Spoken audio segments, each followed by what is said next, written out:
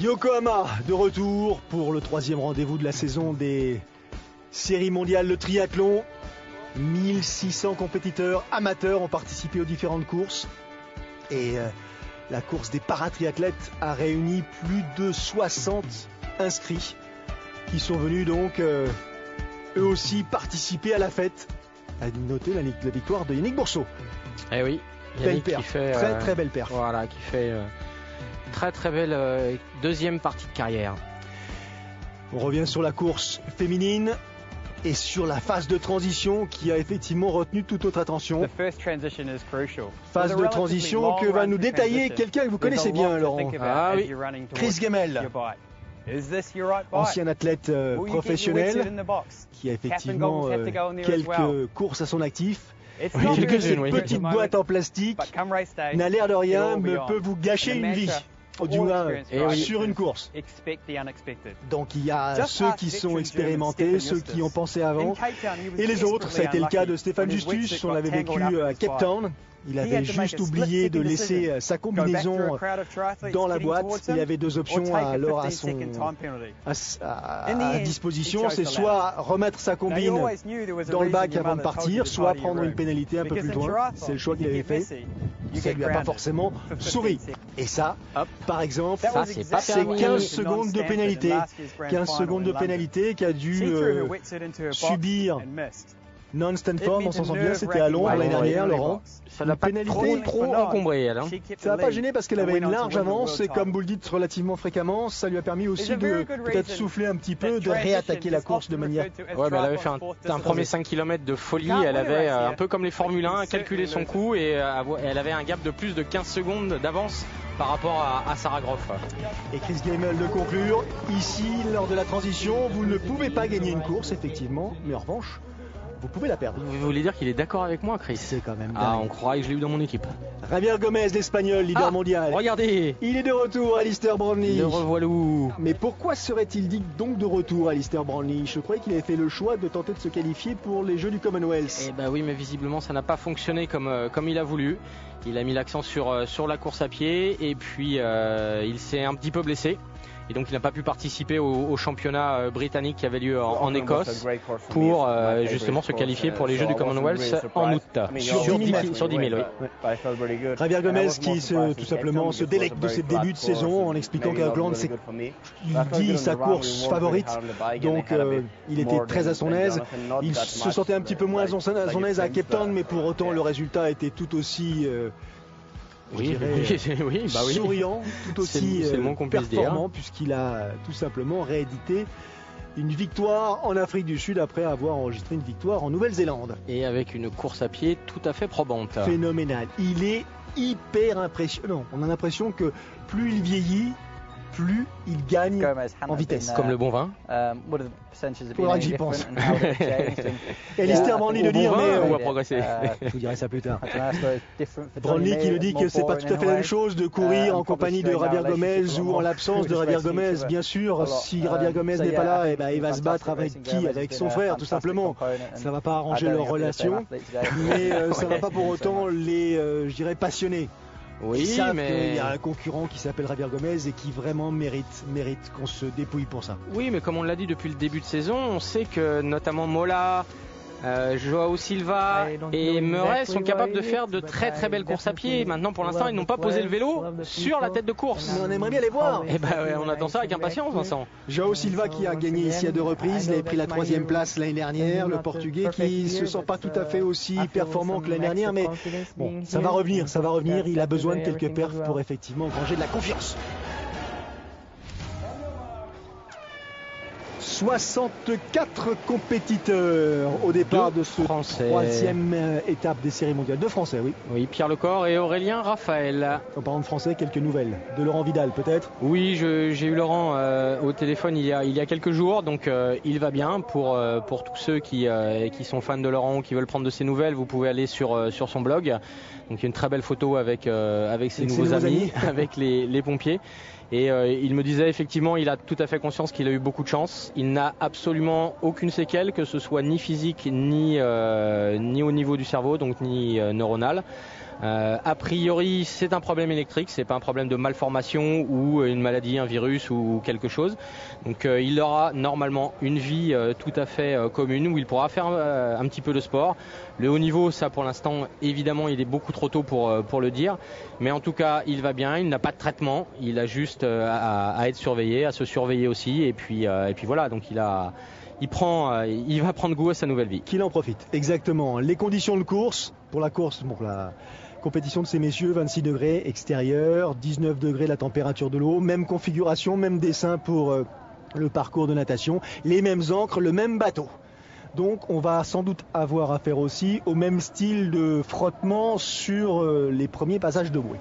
Alors on avait l'impression avec le plan large que le plan d'eau était un petit peu plus calme. Il a l'air un tout petit peu plus calme que pour les filles, mais quand on est au ras de l'eau, on s'aperçoit qu'il y a quand même un petit peu de houle. Où ça mousse là. Et là, il y a du monde, il y a beaucoup de monde. Il faut pouvoir respirer. Là, il y a la du mal à avancer. Et une petite tarte sur la tête. Oh bah alors là, il y a bagarre. Et oui, c'est aussi ça le triathlon. Alors là, à l'intérieur, c'est très très compliqué. Ouh, celui-là, il a passé 10 secondes un peu longues. Quelques-uns qui... regardez la mousse, c'est le signe. Et regardez cette densité. Il y a énormément de monde en quelques secondes. Avouez Laurent que... on peut se permettre. Un virage à 90 degrés avec autant de compétiteurs et aussi peu de place, c'est débile. Et assez près du ponton, mais c'est le lot habituel de ces Coupes du Monde. Maintenant, il faudra peut-être effectivement, dans certains plans d'eau, le penser un petit peu différemment, peut-être ne faire qu'un tour. Alors c'est moins spectaculaire, on passe pas devant les spectateurs, mais ce serait gagner un petit peu en confort pour les compétiteurs, c'est une certitude. Allez, la fin du premier tour, première boucle. Alors, on n'a pas parlé de Varga et pour cause, il n'est pas là. Donc, c'est une bonne raison. Mais on peut en parler si vous voulez. Hein. Du coup, c'est Henry Schoeman, le Sud-Africain, qui sert de poisson pilote. Et justement, la petite regard de Schoeman, pour qui ? Pour Javier Gomez. Parce que Schoeman, qu'est-ce qu'il fait ? Il s'entraîne avec Javier Gomez. Et oui, même sans être de la même nationalité, on est Aurélien qui est dans le coin aussi. Et regardez, Jonathan Brandlik 6e, Denis Vassiliev, Alistair 8e, à 11 secondes déjà. Ouais. Alors c'est ce que j'allais vous dire, il a axé une bonne partie de son hiver, de ce début de printemps sur la course à pied, donc il a forcément Alistair, diminué l'entraînement aussi bien en natation et qu'en vélo. Donc forcément ça ne s'invente pas, forcément ça va vite devant, et donc c'est 11 secondes alors qu'on a l'habitude de le voir sortir dans les 2-3 premières positions systématiquement. Là il est peut-être en train de fournir un effort dont il n'a pas l'habitude, donc on va voir quelles répercussions il va y avoir sur le reste de la course. Dans les pieds de Henry Schoeman, c'est Aurélien Raphaël qui s'est placé derrière en deuxième rideau, troisième rideau, c'est Javier Gomez et a priori Tony Dodds, et derrière beaucoup plus loin Jonathan Brandly, Alistair Brandly, 7e, 8e position. Il y a Denis Vassiliev qui s'est intercalé aussi. Alors, et Aurélien qui fait une très belle natation, on a l'habitude, c'est l'un des tout meilleurs nageurs de Coupe du Monde. Il y a un petit écart entre le deuxième et le troisième, quatrième. Vous chipotez, monsieur Bachelot, quand même. Toujours le même coup d'œil, vous avez vu de Schumann. Voir s'il y a eu un écart. Regardez, qui sort sans bonnet et sans lunettes. Alistair Brandly. Et sans lunettes. Donc ça veut dire que les passages de bouée ont été très compliqués. Là aussi, quelques nouveaux noms. Et il y a quand même le même écart que tout à l'heure, mais une grosse densité. Alors, regardez Polianski que 14e à 15 secondes. Silva est là, 18 secondes. Est-ce que vous avez vu passer Mola et Murray ? Pas encore. Fischer, c'est dommage qu'il ne nage pas mieux. Où est-ce qu'ils sont nos deux petits lascars là ? Mola à 18 minutes. Il a 35 secondes de retard. 30 secondes sur Gomez et 20 secondes plus loin Murray. Il va falloir faire l'effort en vélo. Voilà, on est dans une configuration qui est habituelle. Le parcours vélo, c'est parti, on vous rappelle 9 boucles à effectuer, 9 tours. Et ça c'est le groupe de tête, une quinzaine de compétiteurs. Position préférée de Polianski. Dernière place à la Emma Jackson. Et regardez, c'est Alistair qui est juste là. On va voir s'il fait le show sur le vélo comme il a l'habitude de le faire. Détaillons la tête de ce groupe et regardons quels sont ceux qui l'animent. Il y a une vraie cassure. Là pour l'instant, on n'a pas les mains sur les cocottes, pas tous en tout cas, sur le bas du guidon. Et c'est maillot rouge, c'est Javier Gomez. Il n'y a pas à se tromper, qui prend l'initiative, qui prend les commandes du groupe. Alors, il est conscient, Javier Gomez, d'avoir un début de saison tonitruant et surtout de pouvoir profiter de la moindre efficacité des frères Brandly. Donc il faut y aller. Que feriez-vous à sa place ? Il faut y aller. Pour y prouver Alistair et peut-être aussi Jonathan. Il y a eu un énorme écart, énorme. Mais ils se sont trompés de sortie, c'est pas possible. Ils ont fait un tour de plus. Alors qui derrière? Bah forcément Mola, ça c'est une évidence, Murray probablement, il va falloir qu'il travaille. Ouais, c'est Mario Mola, dossard numéro 4 là, qui est en tête de ce groupe. Est-ce que vous avez le temps de sortie d'eau de Pierre Lecor? 18-21, il est sorti en même temps que Murray. Donc il a une bonne minute. À peine, mais il est, s'il a réussi à prendre le groupe de Murray, il est dans un bon groupe. Regardez l'écart, 45 secondes entre les deux groupes. C'est l'écart qu'il y avait à la sortie de l'eau entre Murray et la tête de course. Pour l'instant qu'il est totalement maintenu, oui, devant. Est-ce que c'est pas en train un petit peu de ralentir? Bah, ça roule pas. Ça roule pas beaucoup. Non. Jonathan Brandley, on a vu Aurélien Raphaël. Regardez. On se permet même de s'étirer sur le vélo, donc ça veut dire que le groupe qui était derrière, donc le groupe Mola, et Murray probablement, et Pierre Lecor, ils vont entrer. Regardez, 15 secondes, ça veut dire que là c'est quasiment rentré. C'est bon ça pour Mola et Murray. Complètement, regardez, Mola est là.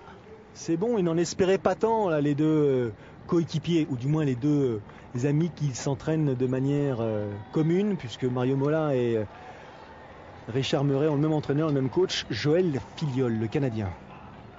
Avec un nom comme ça, on Canadien. Aurait pu croire que Filiol, il n'y a pas un joueur de rugby qui s'appelait comme ça au Stade Français, si ma mémoire est bonne? Filiol. Allez, Jonathan, c'est Alister. Jonathan, les Australiens derrière avec Aaron Royle en deuxième position. Gomez qui n'est toujours pas très éloigné de la tête de course et c'est normal. Et d'autres Australiens. Regardez, tout le monde est en train de rentrer. C'est pas dur. Donc le groupe Mola va rentrer et le troisième groupe, donc le deuxième groupe de chasse, est lui aussi en train de rentrer. Donc pour vous dire que devant, on ne s'est pas agité. Est-ce qu'il y a un peu de mouvement? Est-ce qu'il y a une initiative? Oui, mais un peu tard. Le peloton s'étire un tout petit peu, mais pas suffisamment pour que Gomez soit en difficulté. À nouveau, il prend les commandes de la course. Johnny Brandley derrière, avec le casque de travers. Dossard 21, Marco van der Stiel, le Belge. Et derrière, c'est en train de rentrer. Petit coup d'accélérateur qui a créé une petite cassure. On en profite, on revient, on se recolle. Et une petite gamelle. Il ne reviendra pas, lui, apparemment, Dmitri Polianski.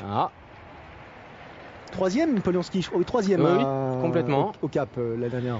Et voilà, qu'est-ce que vous voulez que je vous dise? Toujours dernier du groupe, peut-être un peu moins concentré. Et puis voilà, on s'expose à des ralentissements, des accélérations, des coups d'accordéon. C'est toujours compliqué. Voilà une belle file indienne. Voilà, dans une file comme celle-ci, il est préférable de choisir sa place et surtout d'être assez vigilant. Et ne pas subir toutes ces relances. C'est un parcours technique, avec les barrières qui sont pas très loin, donc il faut rester, on n'est jamais à l'écart d'une vague, et plus on est loin dans le peloton, plus la vague est importante. Malloy a pris la place de Polianski en fin de peloton.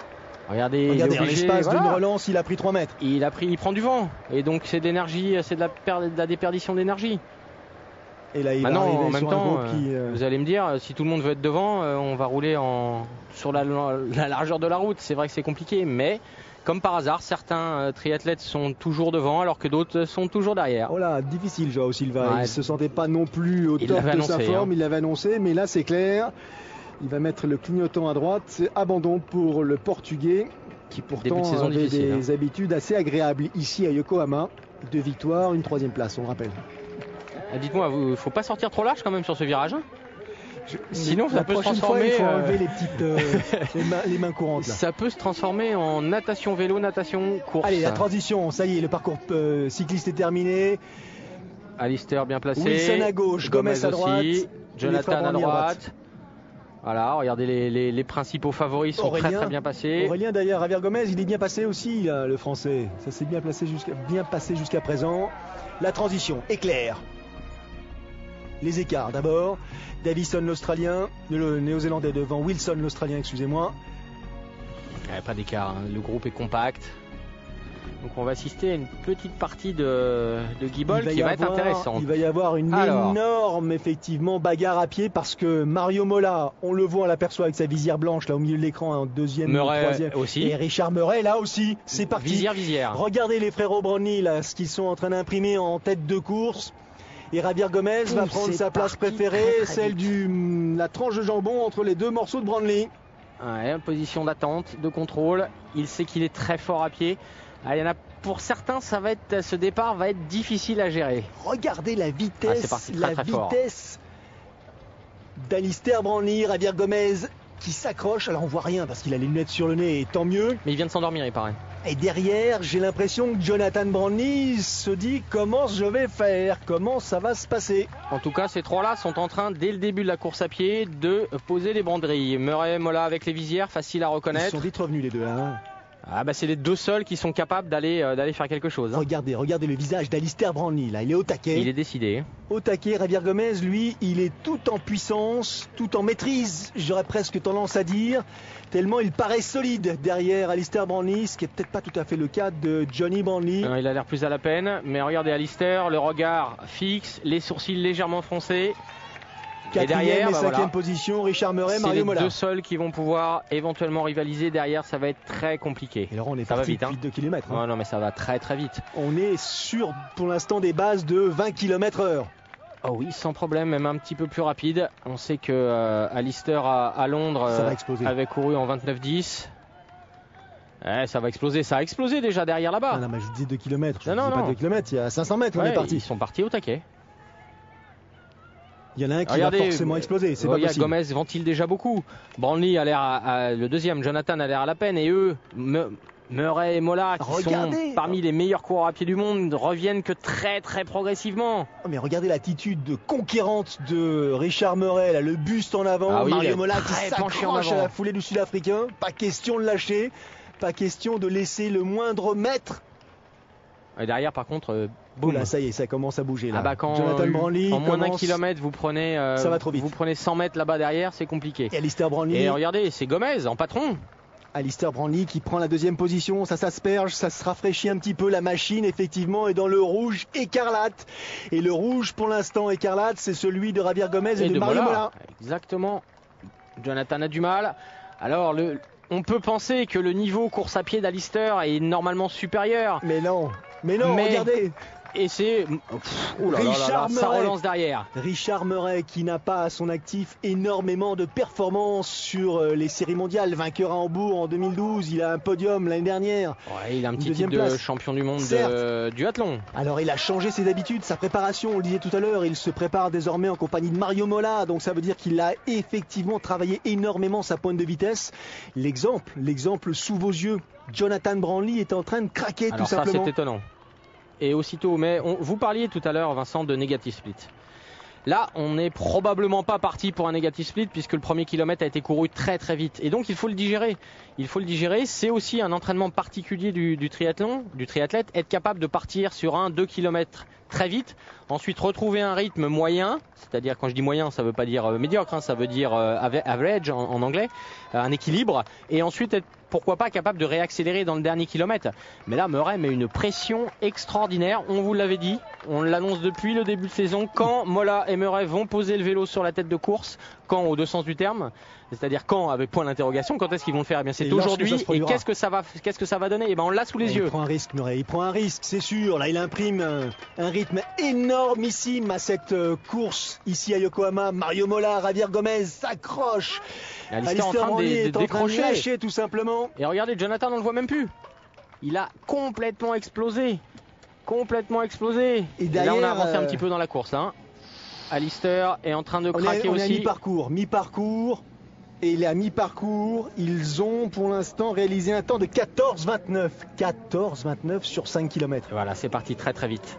Donc 14,29, on va dire 14,30 et 14,100, ça fait 29 minutes. Il est quasi peu probable que le deuxième 5000 soit couru de la même façon. Bien sûr, ils vont temporiser un peu, mais ils ont mis tout le monde à l'amende. Les trois premiers ont mis tout le monde à l'amende. Mais où sont les autres? Voilà, Alistair est là, Jonathan est là-bas, on le voit au fond, et les autres sont là-bas.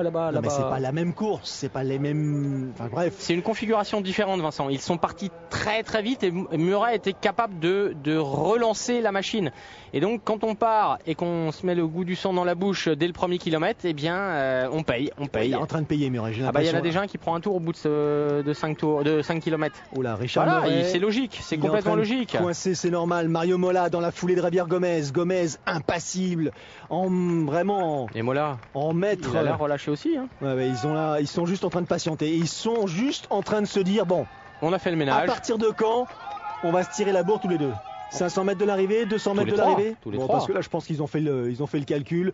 Ils pensent que Murray n'est plus, va quand même falloir tout à fait dans leur foulée. Va quand même falloir se méfier, mais c'est vrai qu'il a fait un énorme effort. Énorme.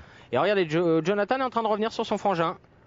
Alors c'est lui qui est parti le plus vite, probablement conscient de son niveau à pied avec ce qu'il a développé cet hiver et au cours du printemps.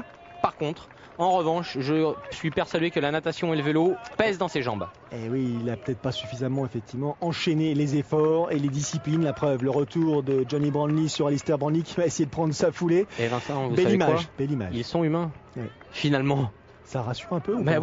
Oui, ça rassure, ça c'est clair. Les deux frères Brandley à la peine. Par contre, regardez le visage de Jonathan, il est beaucoup plus relâché que tout à l'heure, il ventile un petit peu moins. Le départ lui a énormément tapé dans les jambes. Il reste 1,5 km et demi à réaliser et Murray il est là en deuxième position. C'est lui qui a pris la place du jambon entre les deux Espagnols, Gomez et Mola. Il faut qu'il s'accroche le Sud-Africain. Il y a un joli podium en perspective. Serrano Murray, si je exactement. Mario Mola, lui il n'a pas du tout mené. Bon, il faut quand même tenir, on est bien d'accord, mais il n'a pas du tout mené. Maintenant, on n'a pas l'habitude de voir ces trois-là dans le dernier kilo. Ça accélère, Laurent. Regardez le visage. Ça couine. Regardez les visages. Celui de l'Espagnol, ça y est, il a la bouche grande ouverte. Il est en train de produire son effort. Mario Mola reste dans sa foulée, essaye de rester à l'abri. Murray, lui, se dit c'est cuit, c'est terminé, je vais me contenter de la 3e position. Voilà, il est en train de taper dans ses limites. Et on voit les épaules de Mola, même si c'est son style, mais qui bouge beaucoup plus que tout à l'heure. Gomez est en train de lui mettre une pression colossale. Qu'est-ce qu'il fait Mola ? Est-ce qu'il doit prendre patience ? Est-ce qu'il doit attendre de voir la moquette pour prendre l'initiative ? Il semble bien, il revient à la hauteur de son compatriote, histoire de lui dire c'est pour moi ce coup-ci. Je suis encore là, je suis assez satisfait d'être là quand même. Ah ouais, regardez Murray, il a pris une quinzaine de mètres en très très peu de distance. Où la Gomez à droite, ça commence à grimacer sérieusement, tandis que Mola, lui, elle s'est juste placée devant son compatriote. Ça y est, il prend le meilleur cette fois-ci sur Javier Gomez. Ah, il se sent costaud. Oula, ça doit pas. Là, pour Javier Gomez, ça doit pas être une situation qu'il apprécie. On arrive effectivement près de cette ligne d'arrivée. Deux Espagnols. Gomez est costaud au sprint. Gomez est très très costaud au sprint, on le sait. Regardez Mola le geste, il a même la lucidité de se préciser préciser le chemin. Il a posé la question, ça veut dire que je ne sais pas s'il est si lucide que ça. Il ne devrait pas avoir eu d'hésitation. Il hésite, il attend que Gomez l'attaque. Est-ce qu'il n'est pas en train de patienter trop longtemps justement ? L'accélération, la voici. Javier Gomez sur la gauche, Mario Mola sur la droite, ça se joue au sprint. Deux maillots rouges, deux maillots espagnols. Gomez plus en ligne. Celui le plus prompt à franchir la ligne d'arrivée, c'est Gomez ou pas ? Ou c'est Mola ? Avantage Javier Gomez. Ouh là là. Quelle course. Je suis mort. Ah bah, il ne manquera plus que ça qu'il ne soit pas. Quelle course. Victoire pour Javier Gomez. Victoire devant Mario Mola pour... Une poignée de rien du tout. Une poignée de rien. Troisième victoire consécutive cette saison pour Javier Gomez. Et des temps... Vincent, vous aviez annoncé 14-29 au premier 5000. On finit sur un 29-25 pour Mola, qui lui a dû revenir un petit peu sur la première partie de la course à pied, et 29-32 pour Gomez. Donc derrière, on a couru sur 15 minutes, donc pile poil 20 à l'heure. Et par contre, les deux frérots, ils ont pris leur petite minute, ce qui est complètement inhabituel. 3e position pour Richard Murray, le Sud-Africain. Il a fait une course remarquable aussi, parce qu'il a pris l'initiative. Une course énorme. Il est à l'initiative de l'explosion du groupe et notamment des deux Britanniques. Vous avez vu le grand, il veut pas se laisser battre par le petit. Même pour les places d'honneur. Non. Alistair devant Jonathan Brownlee. Oula. L'échange de regards est peu fraternel, on va dire. Regardez cette arrivée au sprint, regardez. C'est une des courses les plus difficiles qui m'était été donné de courir depuis très très longtemps. Pas besoin de traduire, Laurent. Il est en train de juste d'insister sur le caractère intense de ce finish. Le sprint moquette a été exceptionnel. Je me sentais pas très sûr de moi au début de la course. C'est venu progressivement et effectivement après je me suis dit pourquoi pas. Ah bah oui. Bon, je crois effectivement que j'ai dû attaquer un tout petit peu trop tôt. J'ai pris un risque, ça pouvait marcher, mais ça pouvait aussi me coûter quelques secondes. Bon, j'ai donné tout ce que je pouvais. Je ne regrette absolument pas ce choix. Ah oui, il a fait exploser le groupe, mais c'est peut-être effectivement... ils revenaient de derrière et avec Mola, ils ont eu une trentaine de mètres à combler. La sagesse aura peut-être voulu qu'il patienta un petit peu et qu'il l'enchaîne dans le deuxième 5000. Alors les Français, ils 41 et 46. Pierre Lecor 41e et Aurélien 46. Course à pied difficile pour nos Frenchies. Le sourire sur le visage de l'Espagnol qui domine mais véritablement de la tête et des épaules cette saison 2014. Déjà triple champion du monde, Javier Gomez. Qui peut l'inquiéter cette saison? Un Alister pas issu d'une blessure et qui reprend l'entraînement triathlon à 100%. Pourquoi pas? Écoutez, patientons un tout petit peu. Les prochains rendez-vous pour ce qui concerne les séries mondiales, ce sera à Londres sur un format sprint à la fin du mois, et puis Chicago, Hambourg, Stockholm et la fameuse grande finale à Edmonton. Gomez leader devant Jonathan Brownlee et Mario Mola. Richard Morin n'est pas loin. Tout ça est très très intéressant, passionnant je dirais même, et c'est pour cette raison que nous serons ensemble lors des prochains rendez-vous. Salut, merci Laurent. Bye bye.